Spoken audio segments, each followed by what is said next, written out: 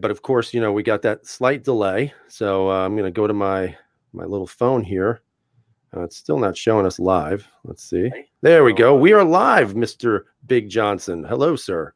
Hello, how are you? Oh, I'm just peachy. How have you been? Not so well, I heard.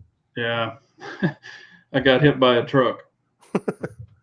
Are you sure you got hit by it, or did you hit the truck? I hit the truck. Yeah. So with my body, not my vehicle. Yeah. So if you don't know and you want to see, if you're into feet and toes, Big Johnson has flashed his big toe that's been broken on Instagram. So if you're hot and heavy for that, there's your opportunity to see his disgusting big toe. Man, it's just a beat up toe. Looks like it got put through a meat grinder. Yeah, but tape it and they heal. That's the best part of it. It's taped to the other one. That's what I keep doing because you can't do crap for a broke toe or broke ribs. Yeah. So. All right. So I just want to quickly say hello to everybody. I don't really want to do an individual roll call because that just takes too much time because, we're so popular that we're going to get 1,000 people in here tonight. But hello, everybody. Thank you for joining us. Obviously, there's only 2 guys tonight as opposed to the 4. But at least we're going up in numbers. Last week it was 1. Today it's 2. Next week, hopefully, will be 3. And then maybe after that, we'll have 4. So, we're growing. So go ahead. Oh, I was just going to, say, yeah, it's just us 2. One's on vacation and one's got some other further engagements. So we're going to rock this thing. That's right. That's right. So just really quickly, there's a couple of things I do want to mention before we get started.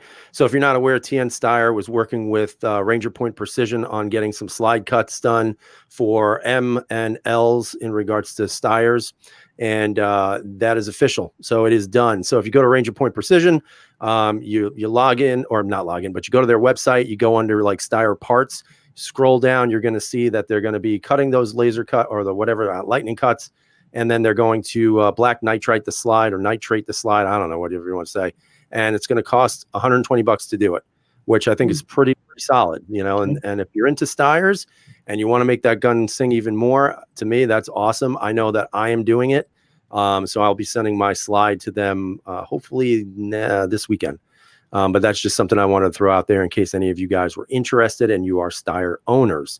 Obviously, I don't have the MF2. I don't plan on getting one anytime soon until they come out with the M instead of the L.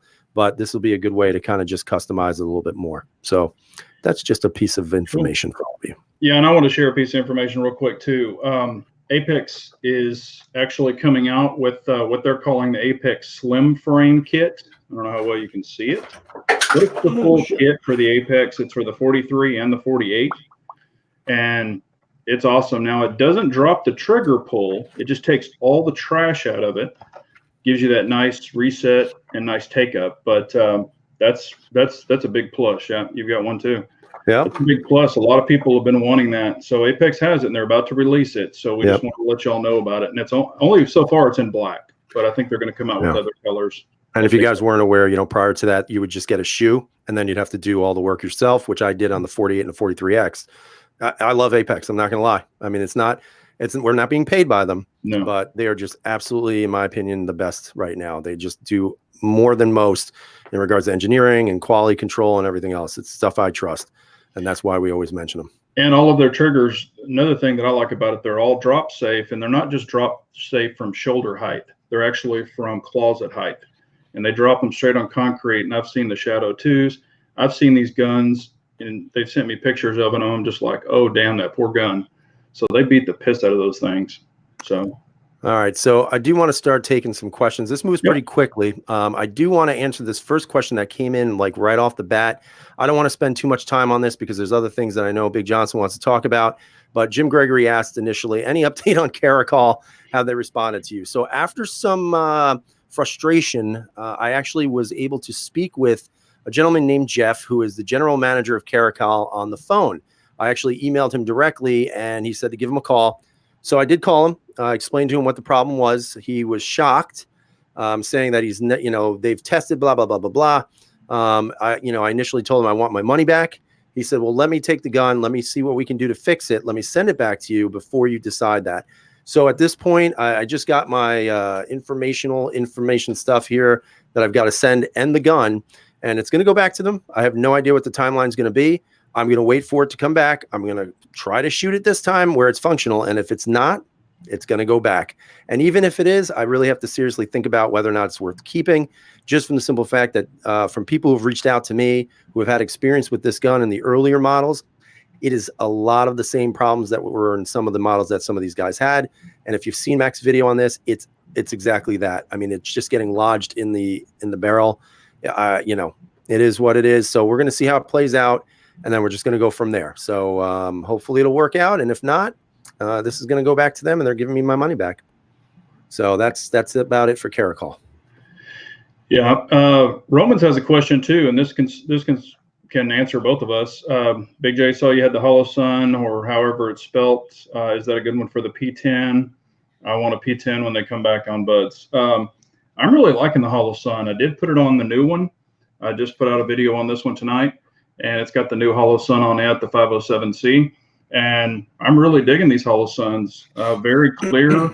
And it does give you the 2 reticles. So you can have the 32 circle MOA, or you can have the 2 MOA dot.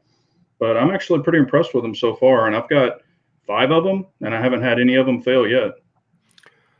Well, that's good. And, you know, recently I was able to just pick up the newest Holosun, which is the 508T.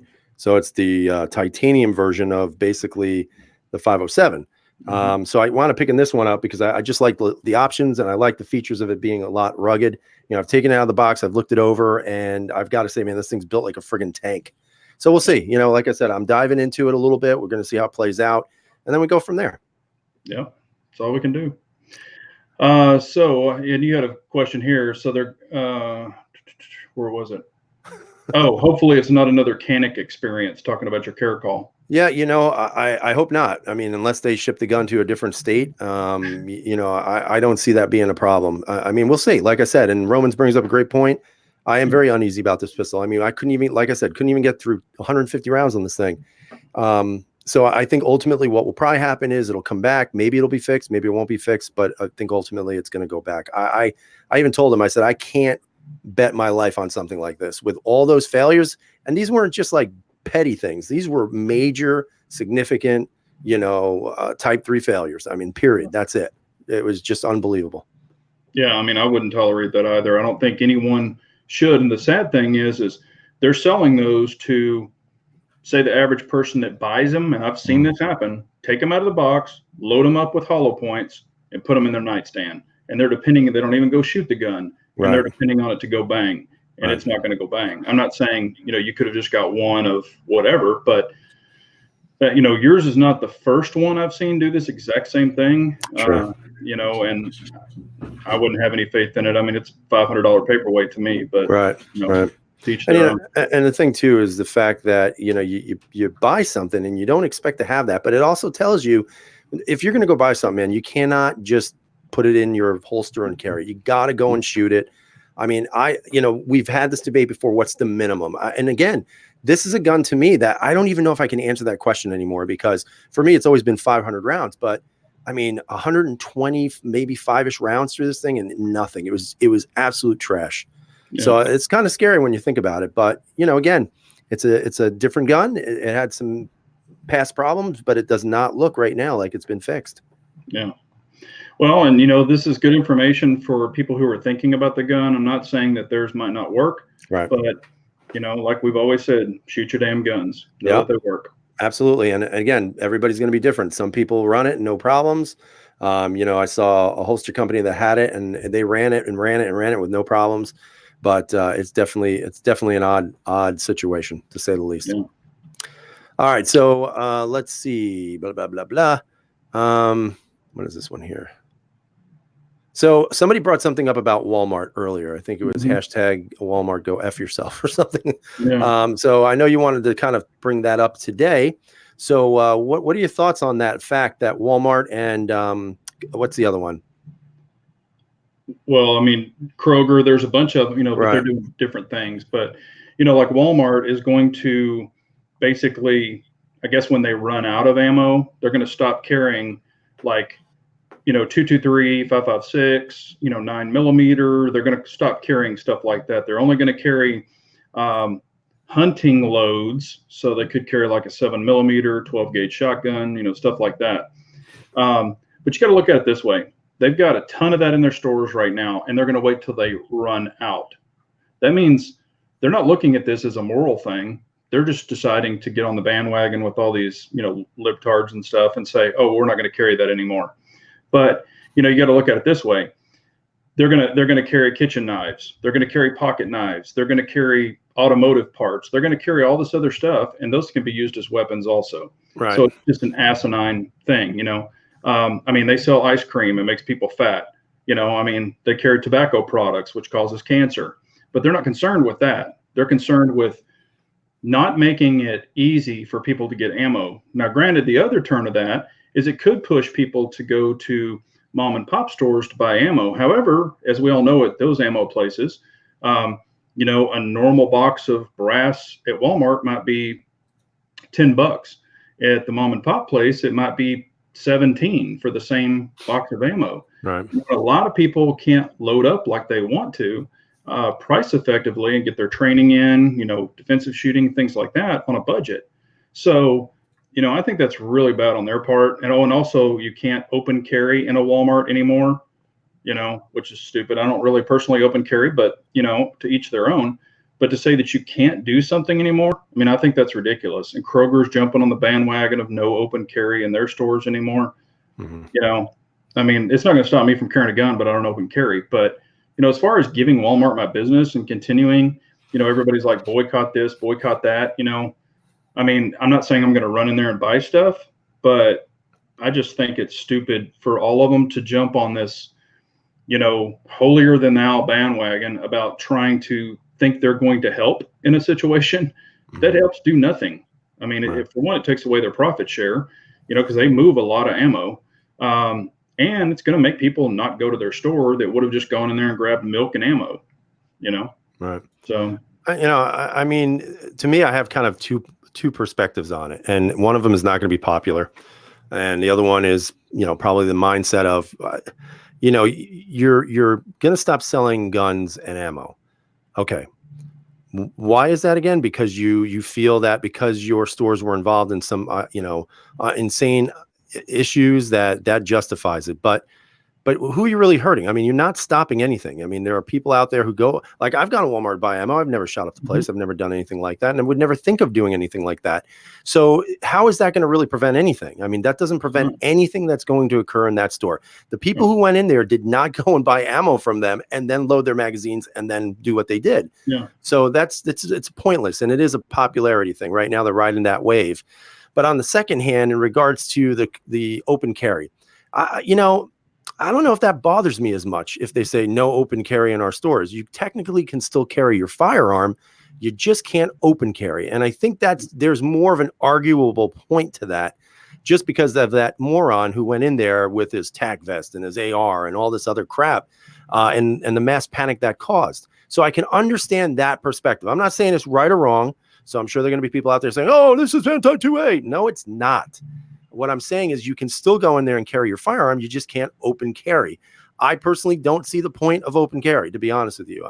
But that's me. I'm sure there are people out there that say, well, blah, blah, blah, you should be able to do that. And I understand that. But again, it's a private business. They have a right to say you can't do that. But at the same time, they're not saying you can't carry. You just can't open carry. So I don't know, man. I think there's more of an argument with that one than the ammo and the guns. I just think it's crazy. Well, and I'm not trying to, call out anyone, but I've seen people in Walmart that are open carrying like an Uncle Mike's holster. Sure. And they're playing on their phone. Matter of fact, I was at Ammo Counter. I did a video on this a long time ago, and this was real. Kid was at the ammo counter, and he was playing on his phone. He had this weak-ass holster. This thing was sad. And his gun was literally hanging. I could have grabbed his gun, shot him in the back, and then done what I wanted to do if I was a bad guy. He had no reason carrying like that. Right. But if you're going to carry properly, in the correct holster and do what you're going to do. And I've seen guys with leather holsters carrying at the 6 o'clock where I don't know how the hell they're going to reach the gun, but everybody else and their brother can. Even a little kid could probably pull it out. Right. So, I think that, that person that's carrying needs to kind of look and reflect of how they're carrying and be a little more cautious on that. But I'm not one to judge others. I just see, and I'm just like, that's bad. But Right. you know, I just wish it could go back to where people minded their own damn business, did what they wanted to do, and not worried about everybody else. Mm. You know, I mean, think about it. Tons of people come out of Walmart just walking out that front door with pushing those carts. If somebody drove through there with a bus and took 50 people out, are they going to say, okay, now we're not going to sell oil and filters here because that bus, we carried products for them? I mean, it makes absolutely no sense, you know, and they're not proving anything. You know, they're just wanting to get the press out there, and hopefully all the libtards will run there and say, oh, now we love Walmart because you're taking away ammo. I mean, serves no purpose. Right. And, you know, in regards to this one, Dennis Jones saying, anybody see the video where the old guy was watering his lawn and thugs tried to rob him? He was open carrying and they tried it. He drew his gun and the holster came out too. He got lucky. And yeah. And I think sometimes, you know, I'm like I said, I'm not going to tell you what not to do and what to do. If you want to open carry, go for it. I don't care. But at the same time, I personally, I don't want the BS that comes along with it, because, you know, and obviously we don't have it here, but I could only imagine walking into a crowded store with a gun hanging out and causing panic. And I don't know if it's worth that. I mean, do we really need that spotlight on us? And I don't know if we do. Again, people are going to get pissed saying that, well, you shouldn't limit the 2A, and I get it, and I understand that, guys. But, you know, we also have to be, I don't know, more strategic, I think, is a good word of saying it. And I'm sure there's somebody out there saying, you're a cook, and I'm not going to say who that might be. But, you know, I just think you have to be a little more practical. And if you see the comments here, a lot of people saying they do not open carry. Yeah. And maybe, you know, and again, I guess it's personal choice. I personally would never open carry. It's not worth the bullshit. It's not. Well, I have, like, when I've gone out in the fields and stuff to hunt, you know, I'll carry a sidearm in case, or I'm out kind of by myself or with buddies. I've done it before, or of course in competition you have to, but that's a whole different ball game. It's just, I prefer to be the gray man. You know, I don't want people to know that I have it and go, okay, hey, let's take that guy out first, or, you know, you never know what you're dealing with. So I would rather act, you know, if I need to, and then just kind of take it that way.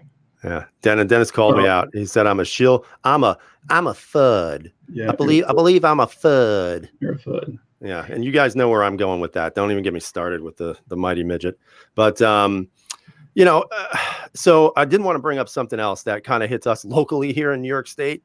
So our beloved Governor Andrew Cuomo has just recently signed into law 2 new gun laws. The one being, if you're an out-of-state, and I may not be 100% correct on this first one, but if you're an out-of-state person and you decide to move to New York and you want to, you know, put your gun license in, if you had any kind of psychiatric past, they have to have all that information. It has to be disclosed. So basically it's saying, okay, you had a psychiatric past. Now you're coming to New York State. We need to know that. And we need to know why. We know what happened, just so they could probably say, no, you're not getting a license here.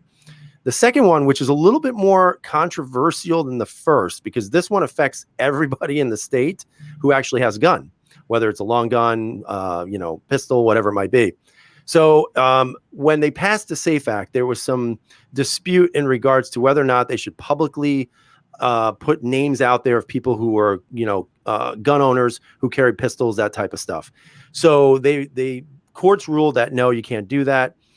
So when you apply for your license, you can basically X a little box where it says that you cannot publicly use my name or publish my name, period. So it's kind of that Privacy Act.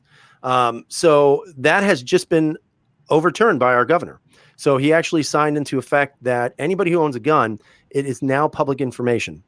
So he was claiming, and this is how he does everything. This is why I've told everybody in your states, you've got to be extremely careful with what's happening.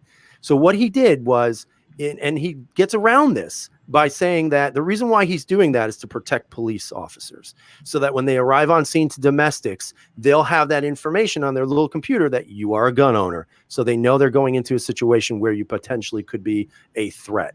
And I mean, you know what? The likelihood of that being true is as likely as me regrowing hair. It's not going to have. That's not the truth. The truth of the matter is that they made everybody register their pistols when you renew your license. So now they have that information, and now basically there is a list that all the police officers have availability to, so that if they ever do a confiscation, they know who you are, what you have, and where you are. Yeah. And if you don't think that's coming to you guys, I got another thing coming for you, because I'm telling you that is what's happening here. This state right now is, I think, a broader experiment than California, because I think California is so screwed up that they know nobody's going to go that route. But New York keeps going little bit by piece. And they keep chipping away and chipping away. And because there's no fighting, because there's nobody fighting it right now, that includes the NRA, the Gun Owners of America, because no one is doing anything in this state, it is going to trickle down to all of your states, whether you believe that or not. Yeah. I mean, I think all that crap is ridiculous. And yeah, I mean, that is just basically a gun registry. That's what they're setting that up for. And you know, that would be, you know, I mean, if they try to do it in some areas, you know, all of a sudden, you know, you lost all your guns in a boating accident. I mean, I don't see how in the hell they could do that. But with this red flag law crap, you know, and someone brought it up too, and I was already thinking about it, you know, if you're open carrying or something, you know, someone could call in and say that they saw you reach for your gun and pull it out and wave it around and then put it back in the holster, even though you didn't. They could say that. Right. And then boom, there you go, red flag law. They're taking all your crap. Right. So, and you know, and you bring up a valid point too, because what's scary about this whole thing is that they could easily turn around and say, well, you know, person A has 55 pistols on their license. They are a threat because they are showing tendencies towards violence. Yeah. And then next thing you know it, you got the cops banging on your door, they're confiscating your weapons, and then they're taking you to court or whatever it is. Yeah. You know, and they can argue whatever they want. Oh no, we're not going to get rid of your rights to this or that, but that's what's happening. Yeah. It's just and once again, all of the bigwigs who are in the gun community are dead silent on this. But unless it happened in Washington state, that is, or unless it happened with, you know, broader appeal in regards to gun-friendly states, nobody says shit. And then all of a sudden, when your rights are being taken away, then you bitch. Well, what did you expect? What did you expect was going to happen here, guys? Yeah. So that's where they're using different areas like California, New York, and stuff like that for petri dishes. I mean, they're testing it. They're seeing how it's going to go. And yeah, they could try to, you know, spread it like wildfire if they choose to. And did you hear about the other thing where it was Trump and there were two other people? But what they're talking about is, this is the dumbest thing I've ever heard, basing your right to own a gun on your credit score. Yeah. So like if you're poor or you don't have good credit or whatever, you can't protect your family. Right. I mean, that's the most asinine thing I've ever heard in my entire life. You know, so, okay, rich people can have guns. I mean, that's ridiculous. You know, I mean, it's basically, you know, this is pre-French Revolution right here. Yeah. You know, the idea that you have the haves versus the have-nots. You have the aristocracy, which is our government, that's telling us, yo, so you're starving, eat some cake. Yeah. You know, and that's how it is. And again, the general public is not going to sit back, or is going to sit back and let it happen, because, you know, it's not the big focus. The focus is right now very centered on me. In regards to how people think, not the bigger picture of, well, where's our country really going? And, you know, China already has that. I know that, you know, 6-speed 4th gen is saying that this is the policy that China has, where it's that social media score or whatever the hell it is. Okay, that's and I might have misunderstood it. I thought it was credit score, but I'm being corrected. You're right. In the one here in the U.S., they're basing it on credit worthiness. That's what in China, it's, I think, the social status. So if you do really nice things, you get points. If you don't do nice things, you lose points. In this case, like you said, if you're a poor person, or let's say you ran into some financial problems, and let's be honest, right now they're talking about the economy, you know, probably coming to some form of recession at some point. That's going to basically say, out of 325 plus million people, probably 80% of the people will not technically have good enough credit to own a firearm. But I mean, if you're going on a social score, okay, who better to base your social score on than concealed carriers? You know, they have to meet a certain criteria to get that. they don't just pass that out at in a box of Cracker Jacks. I mean, you've got to do the testing, you've got to do your fingerprints, you got to do everything. So you've met that criteria. However, they've got gangbangers and they've got all these people with records 10 miles long that are buying them out of the trunk of cars and stealing them for Sure. good people. And we're supposed to defend ourselves against that. And we can't have guns or buy ammo or whatever. And this crap where they're like, oh, you can buy 2 boxes of ammo. What was it, like 2 boxes of ammo every month or something, or 50 rounds a month? It was something stupid. Yeah. You know, that can't keep a good gun owner, you know, proficient with their firearm. And not to mention, if you do competitive shooting or whatever else, how the hell are you going to get around that? I mean, everybody says, well, you can reload, but you know, you're going to have to buy reloading supplies. You're going to have to buy stuff like that. And what if they start going after that? We don't know. Right. And that's where we're at. I mean, that's, you know, and again, I think more people are probably focused on their economic well-being versus their, you know, Second Amendment right. But, you know, I don't know how it's going to end. I don't think any of us could say that. I think obviously we have some worries in the Oval Office with the guy that's there. I mean, obviously the people who are running against him are completely crazy when they're talking about, oh, we're going to buy it back. Really? What are you going to buy back? I mean, you got Beto, your boy down in Texas. That guy is an idiot. I mean, I don't understand how this guy gets so much play. First off, he sounds like a moron. Secondly, his proposals are idiotic. Oh, we're going to buy back where you guys have to come in. Okay. Well, go ahead. Yeah, just to let you know, he squats when he pees and he wipes front to back. Okay. He is a complete moron, and he is only catering to whomever and whatever group. If you listen to him talk, whatever group he goes to, he caters to them. He says what they want him to say. He's a puppet. He is not anyone that should be speaking for normal people. Right. And I mean, saying, you know, El Paso's safe and, you know, all this other stuff, it is safe. I mean, it's a great area, but crimes do happen there. So don't let that be fooled. But he is probably the most socially awkward person that I've ever seen in my life. And he has no belief in even his own race. Yep. You know, he discredited himself. Oh, I'm sorry that I'm white privileged. You know, he's married to a rich woman. Her father is a billionaire, multi-billionaire. So, I mean, he's just a puppet, and he needs to just go back in the hole and shut the hell up. Yep. And there's a lot of them like that, you know, but they're selling the idea of you guys are going to get everything for free. Yeah. So you basically have a, you know, disenfranchised youth who are growing up with this idea that they're entitled to everything, and that's going to play on them. And we know that. I mean, who the hell can pay for all that? Listen, my wife and I, we've been looking at all the candidates, and we're talking about college debt and college loans and, you know, and that stuff. And look, I've got college loans. I'm not going to lie and say I don't, but I certainly do. And I'm paying them.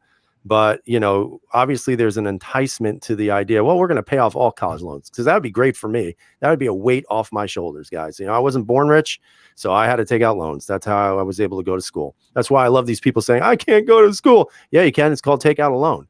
Yeah. You know, and that's what I had to do. And, you know, it was worth it in some ways, and now it's not worth it in others.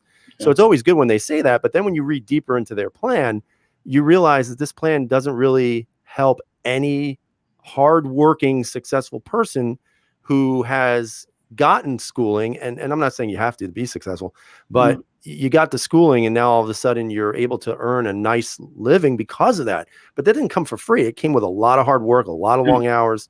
And it doesn't apply to you, because you basically have to be destitute in order to, you know, have that removed. Yeah. Well, that was like, you know, I mean, I went to college. I had college loans. I've already paid them off, and I paid them off. So now, since I paid mine off way back when, are they going to reimburse me also? I mean, I was a college graduate, so are they going to give me money back? No, they're not going to do that. Right. So, and I mean, hell, we've got military, you know, for the military personnel that go into college, and they have the GI Bill and stuff like that. The GI Bill doesn't pay for everything. They're fighting for our country, and they won't even help them pay off their freaking bills. Right. So, but yet we're going to let illegals and all these people go to school for free, and we're going to foot the bill. Bullshit. Right. And I mean, we have the free college tuition in New York State. And again, you know, look, I would love to send my kids to college for free, but guess what? I make too much money. Yeah.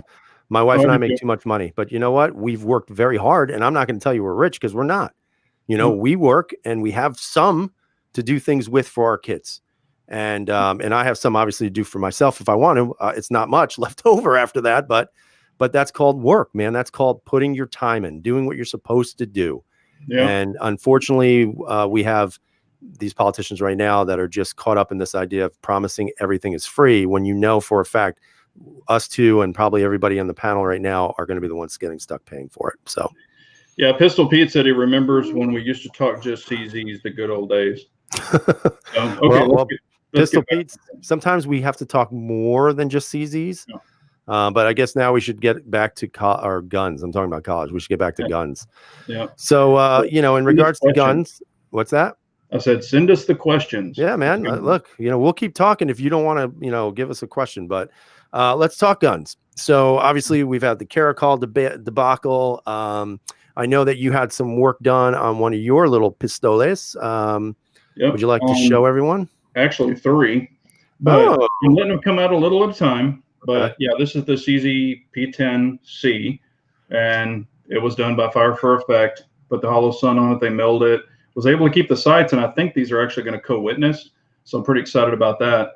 And I just wanted to, you know, do a little Big Johnson flair to it, make it different, get my orange on there. So I did. I'm really liking the gun, but I have not been able to sight it in yet because of the injury, but we will get over that and get those things sighted in. And yeah, you know, and I agree with Romans. You know, he wants CZ to make a single stack. We've talked about that before, like maybe a PO5.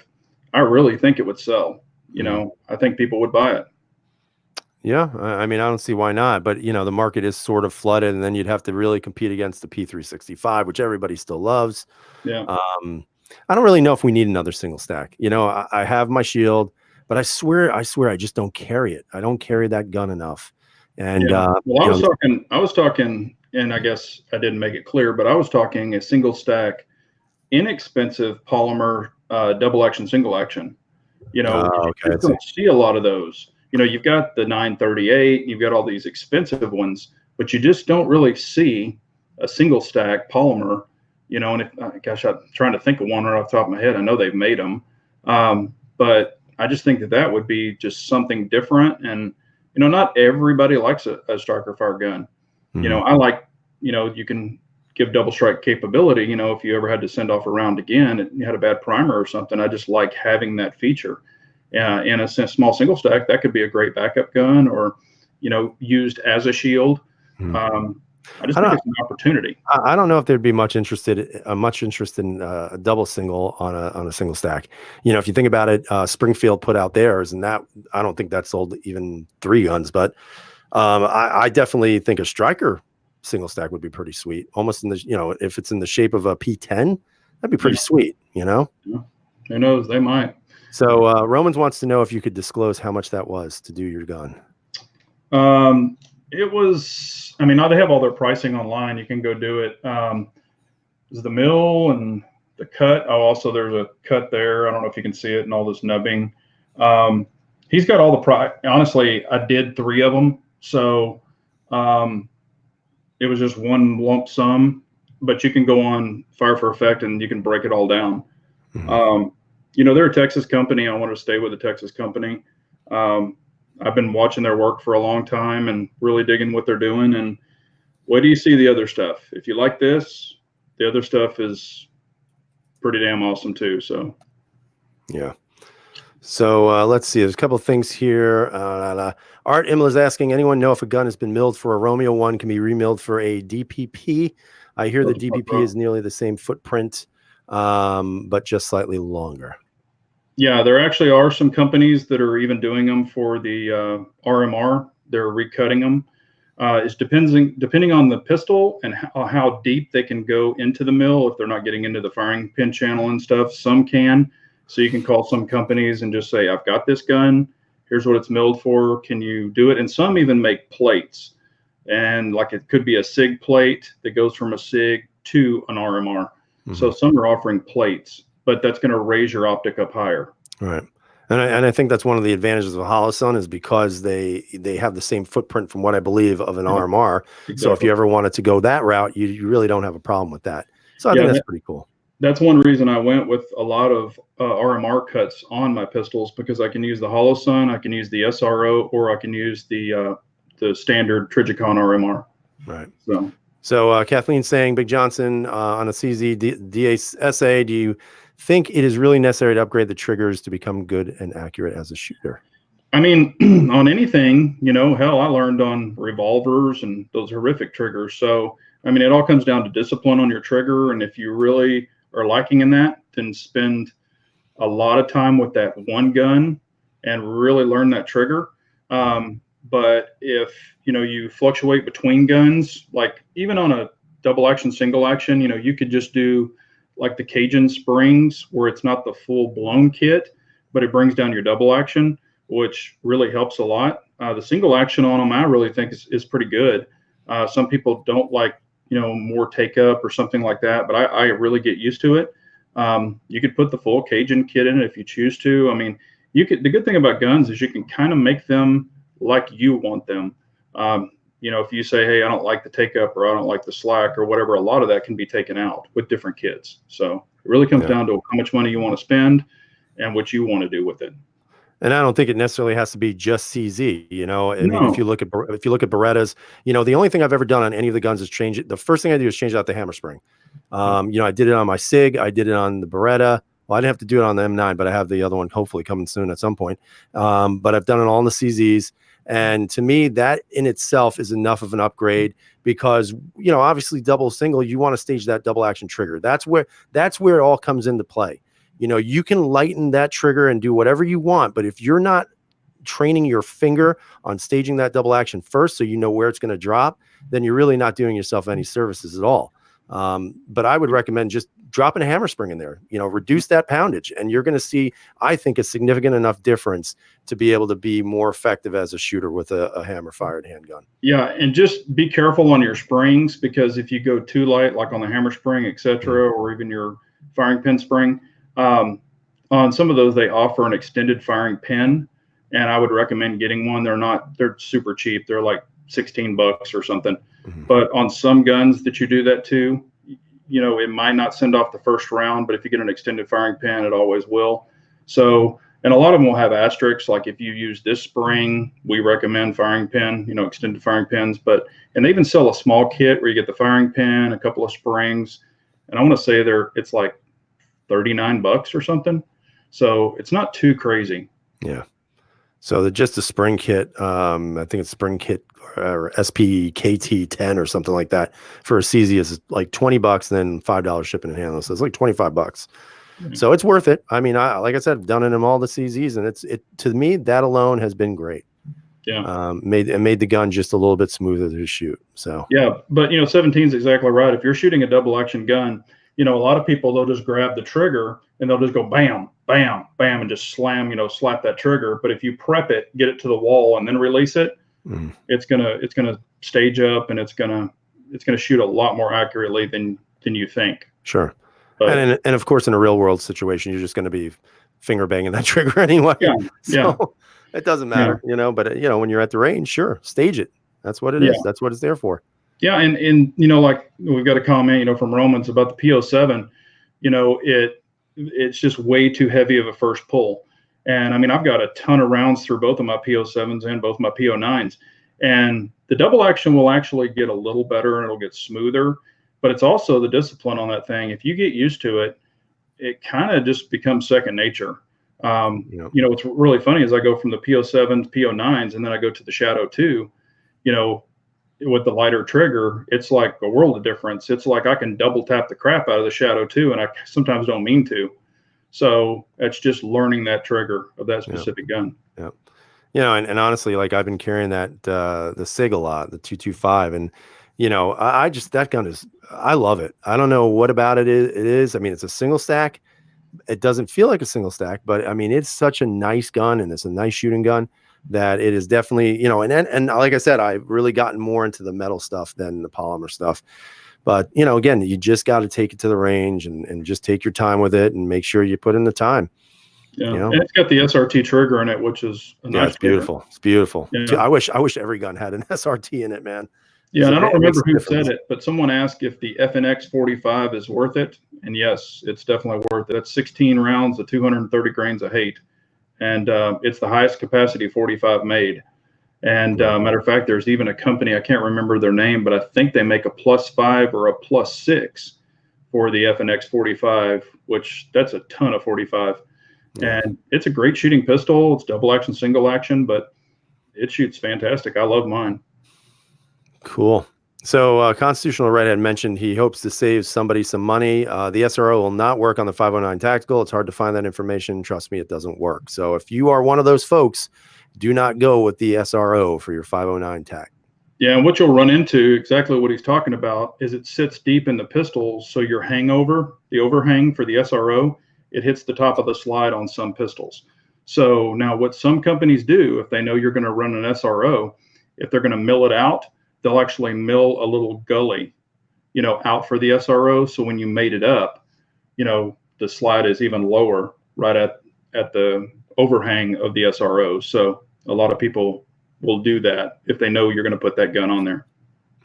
So I'm not. Will Rogers said that he knows we're not or we are pistol guys. So just to clarify, we are also rifle guys. I don't show, the rifles, and there's some reasons why, but I don't really like to show them. But that's cool. He got a 6.5 Creedmoor upper. Just have to get sights and an optic to finish it. Nice. So congratulations, sir. Yeah, I love rifles. Keep flexing your rights, gentlemen and ladies. Yeah, that's awesome. Yeah, Jim Gregory helped you out. He gave you $10. Oh, Jim, man. Thanks, buddy. Or Jim, I'm sorry. So that's cool. P320 X5, maybe? No. Or whatever the hell it is. I don't even know what it's called. Maybe the X Compact or whatever. I've been looking at them, but I really am just so into the damn metal SIGs right now, and they're so god awful expensive. It's crazy. But I absolutely love the 229. I don't even know what they call it. I think the Halo edition, the one that's all stainless and shit. Yeah. That thing is a beauty, man. Woo, I love it. And then I look at the price and I'm like, I don't love it, but it is pretty sweet. Hell to the Roosters asking a question. Waiting for Big J to throw an optic on a P07 so he can see how to do mine. Well, you don't have to wait too long, so just hold tight, and there'll be something coming out on that soon. So Ripcord Jr. saying some people who teach handgun self-defense classes say you should never change the internals of your carry weapon. I mean, I guess, look, I'm not an expert. I'm not going to say I'm an expert. I think it's within reason, to be honest with you. I can't remember who said it, but I read something, and he was a pretty accomplished shooter. I don't remember who the hell it was, or where it was, I think in a forum, but he was saying that, he would rather put the gun that's suitable for him in his hands with whatever he wants, knowing that he's going to be accurate with it, and then he'll deal with the consequences after. And you know what? I mean, I think what it boils down to is, do you have a justified shooting? And that's kind of tricky, man, because nowadays it plays not into our hands a lot. Yeah. And I think you got to be careful. But, if you put a different trigger shoe on your gun, are you really changing the internals? I don't know. I mean, are they going to say, hey, that's a flat trigger instead of a curved trigger? Okay, but my argument there would be, I used to carry 1911s for self-defense. I carried them forever. And, I had one with a factory, it was like a 2-pound, 3-ounce trigger, and it was factory. It was a custom trigger, but that's the way the gun came. And I used to carry it. So what's the difference if I shoot you with a 2-pound stock trigger or I shoot you with a 12-pound stock trigger? I don't care. And also, I'm a member of Firearms Legal Protection. And I actually I went to a deal seminar, and there were like 6 actual true gun defense attorneys. That's what they specialize in.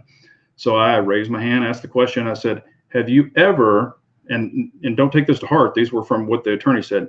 I said, if you do custom triggers, if you customize your guns, if you do anything like that, can it be held against you? And every one of them said, it has to be a good shoot. Doesn't matter what you shoot, how you shoot, or anything, or how the gun is set up. It's if it's a good shoot. And they've had that thrown up to them in court before by the defense. Hey, it was he played with the trigger, he did this. Said it didn't matter. Right. That never came into play. Right. So I look at it this way. If I'm a more accurate shooter and I can hold that trigger better and I can shoot farther and more accurately with a nicer trigger, that's what I'm going to choose to do. I want to shoot the bad guy and not the little kid or the mom that's beside him. Right. So that's me. And I think you also have to know what your jurisdiction is, where you live, what state, what your rules are for being in a situation like that, because every state's going to have their own separate rules. I mean, I wouldn't paint on my gun, smile and wait for flash. I wouldn't do stuff like that, Right. Right. but a trigger kit, I think, is just making you a better shooter and more accurate shooter. So I don't see how that's like, they were even saying, like, if you put night sights on your gun, are you going out at night to shoot people? No, that's not what night sights are intended for. So, All right. So really quick, favorite rifle, go. My Lancer Heavy Metal 308. I'm going to say it starts with an A and ends with a letter that's not an R, and then we'll move on. And that's my own personal choice. I know some people get crazy with that stuff, but that's what I like, because I like the round. I'm not going to lie. Yeah. All right. So Dennis B, M1. I love those. Those are beautiful too. All right, moving on. Let's see. I don't know what that one is. We're just getting caught up, man. We got this thing moves so fast.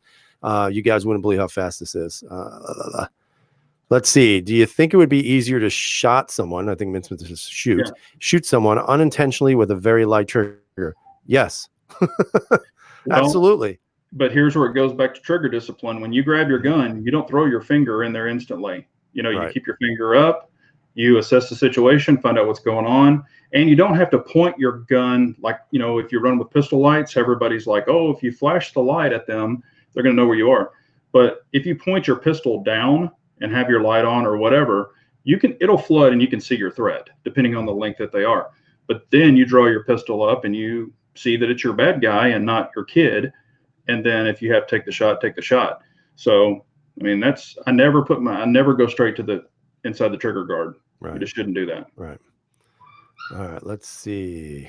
Blah, blah, blah. And I'm just looking through these really quick here. Somebody likes an AR-10. That's cool. Let's see. Will Rogers is saying, I love my P226. Took friends to the range last weekend and they loved it too. Other pistols and middle targets and miss. I would walk up beside them, knock down every target. Yep. 226 is a nice gun. Yeah. And then Pistol Pete is reaffirming no trigger control. And again, I say yes because, well, it's a lighter trigger. And if you don't keep your finger off the trigger, then yeah, likelihood is you're going to pull it by accident. But that's why you don't put it on the trigger, folks. Yeah. Stressful situation. Just keep your finger out of the damn trigger guard. I know everybody says, well, you don't know how you're going to react.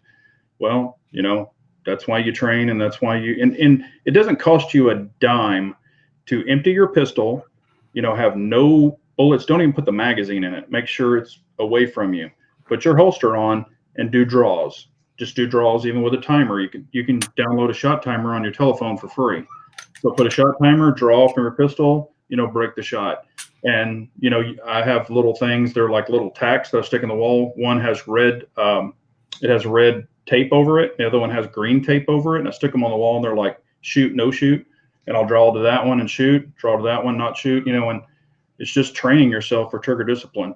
And yeah, in a stressful situation, you don't know what you're going to do, but if a guy's jumping on your back or running at you with a knife, you know what you're going to do. Right.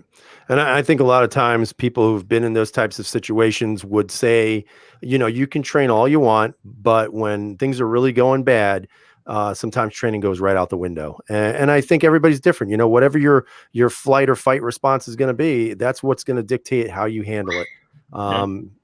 So everybody's going to be different. I know we all like to think we're going to run into the hail of fire, but I think the majority of us are going to hide and wait. I mean, as horrible as that sounds, it's probably what the majority would do.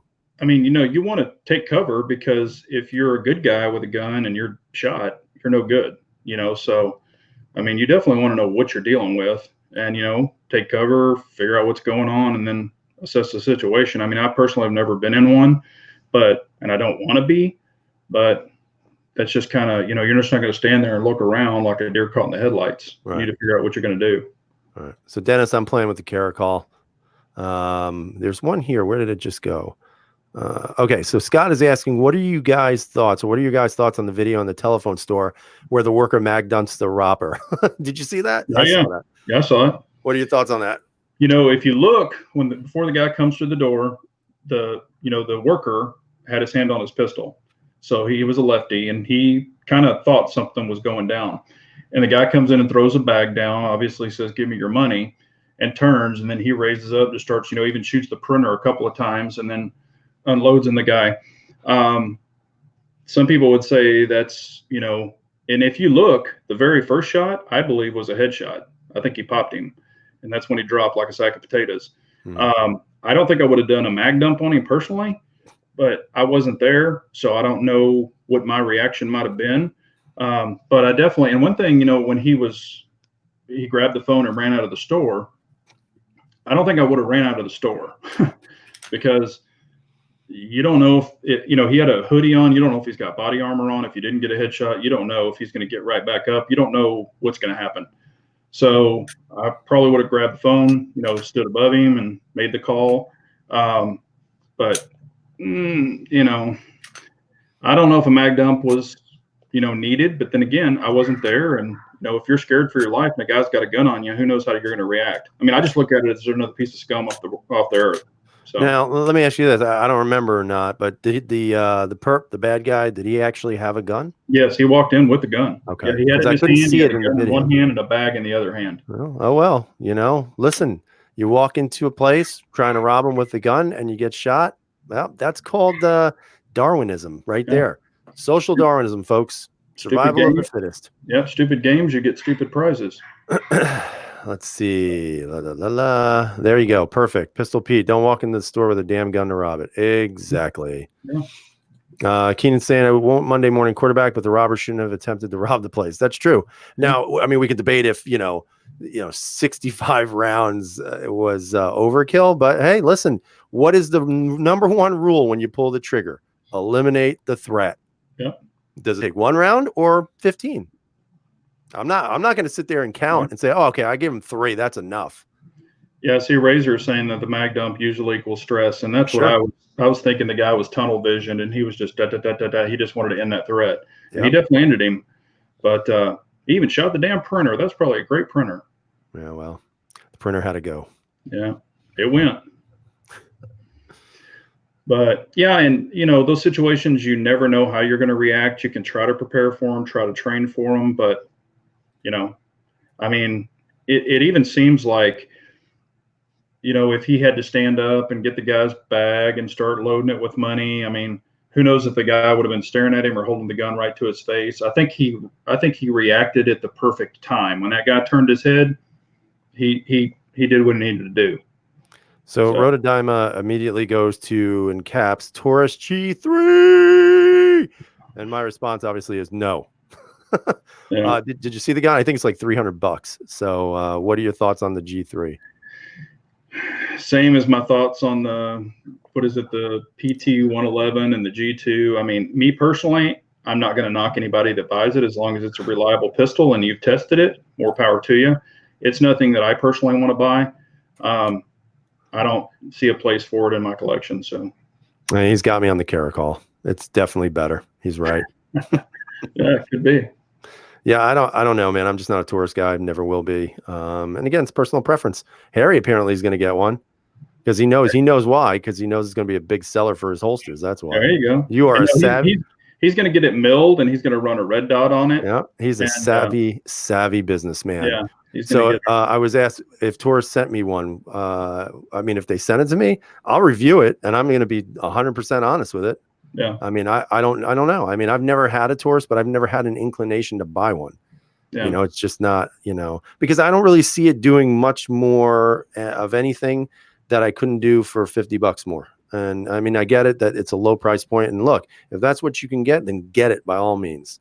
But I'm not a fan of Taurus. I'm not. Yeah, I mean, as long as they prove reliable, and you personally have approved your pistol is reliable, then if that's what you can afford, get it. I mean, but I would save up and get something else personally.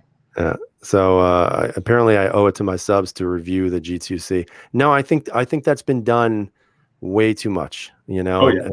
And I don't want any of my videos to have 150,000 views for that gun. I'm good with my 1,000. I'm not doing it. Nope. Yeah. Right, but let's see here.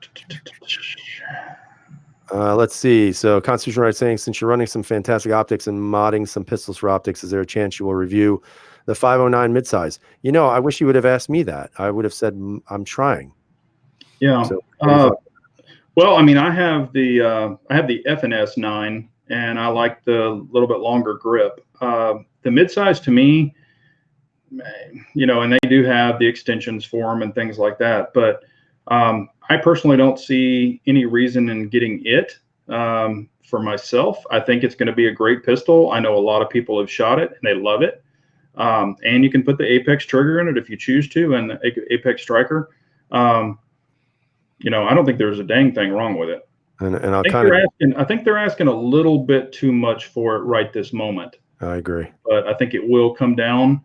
And I'll tell you what I'm really digging. And also, if y'all don't know it, FN has the 509 Tactical, and they have it in the OD green with like the FDE on it, and it looks pretty badass. But they also have a new one coming out that's Battleship Gray with Sniper Gray. Yes, yeah, with gray and the black trim, and it's pretty sweet looking too. So yeah. And then, the M is enticing. I'm not going to lie. And I'm just going to give everybody a hint that Apex has a little surprise coming out soon for the 509 series in regards to triggers, but that's all I'll say for now. Yeah. But I do like the 509M. I was looking at it and I know that people are going to say, well, this, the Striker is issue, and that, and that's why you get that reinforced one through Apex. But again, I think it's worth it.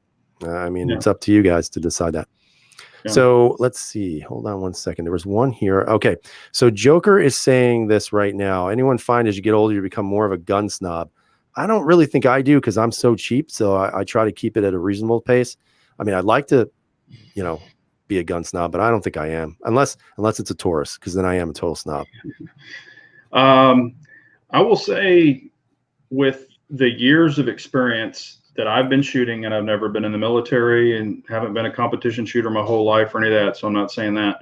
I'm just saying, with the plethora of firearms I've owned and shot and liked, for one, they are getting better and better and better over years and years and years, from what we had back in the day.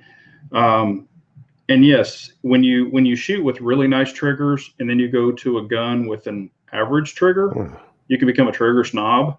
But I look at it in a defensive situation. If there's a gun laying there that's not my gun and I have to use it, I'm going to be able to use it. So that's kind of the way I base it. But I wouldn't say, I just think as you get older, you might focus on more guns that you enjoy. And that's probably the easiest way to say it. So somebody did say Clint Eastwood died. However, that is fake news. That is not real. That did not happen. Oh, I didn't hear any of that. Nope. So, it's just a rumor going around the internet. Thank God. He's a badass. Right, let's see. Even in his old age, I wouldn't want to mess with him. I know. Harry's saying that as he gets older, I become more of a gun snob, but due to the business, I tend to buy crappier and crappier guns. Let's see. I think people's biases get deeper as they get older. For example, older gen with revolvers, 1911 high power. That's a good point. Very good point. Yeah. Let's see. Oh, so Mike is saying, hello, 4 guys chat. Yep, we're only 2 tonight. But that's okay. Hello. Yeah. Appreciate I don't know if I'm a gun snob. I think as I get older, my taste in guns is evolving a little bit. Yeah. It's going away a little bit from polymer striker to more metal hammers, but that doesn't necessarily eliminate all polymer. It's just I think you begin to evolve, and I think that's the beauty of it, man.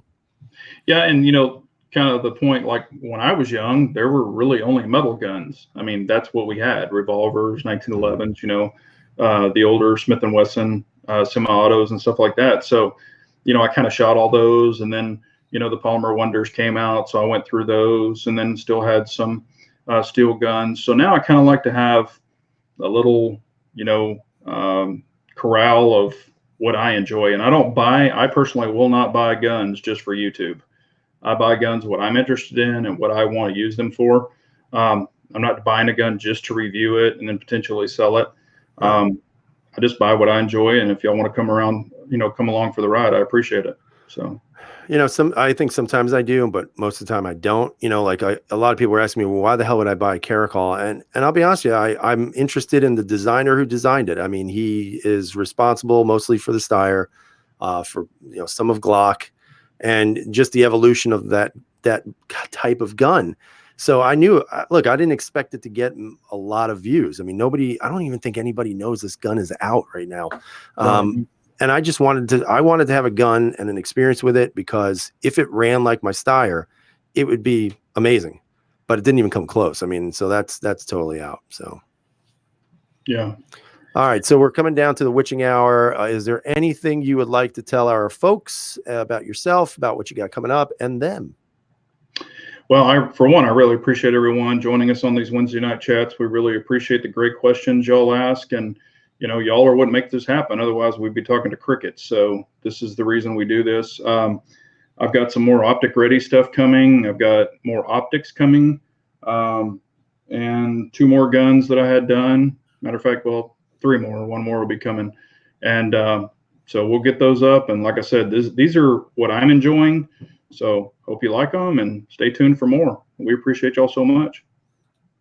So I agree with everything you said. We had a nice turnout tonight, and guys, we cannot do this without you and your support of our channels, and just all of you guys watching and interacting with us, and we appreciate it. A couple of things really quick. So Ripcord, I just want to get this out there. So it's hard to find on the website, but it is official. I actually went to my FFL and he looked it up and he found one. It was actually, I think, the last one he found, but it is out there. So the Centurion RDO is official. It is a real gun. I've got my claws in it right now. But obviously I got to wait 3 years to get it. So that, they may have a 2.0 version by that time. But it is there. You just got to go and find it, and you can find it on Gunbroker. They're actually on Gunbroker, but they're charging too much. But other than that, it is what it is, and we appreciate you guys coming out. I don't think we've ever broke 150, but we're almost to 100 tonight, so that's not bad. Yeah, that's awesome. I mean, like I said, we're it's not a popularity contest. We just we love all this. I mean, hell, all these subscribers, we see them like every week, and that's what means the most. We love to pick up new subscribers and new people into the chat, because we're just trying to get gun information out there that we all enjoy and share, and not give false or fake news. We want to give our real experiences, and some we have no experience with, but we're going to be honest and tell you. And just a little thing here. So, I just broke this earlier. I debated back and forth about doing this. Honestly, guys, I am a competitive person, and I don't even know how to explain it. The channel has grown. I'd like to see the channel grow more, but not selling out my scruples, so to speak. And I'm not begging anybody, so if you go over to Subscribestar, I'm over there. It's $3 to join. I haven't even done anything. I don't even know what I'm doing with it. So I have to work on that.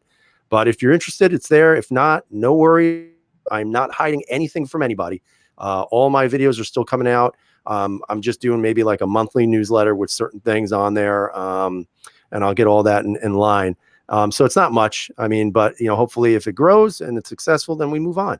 If not, no problem. It's cool, man. I'm all good.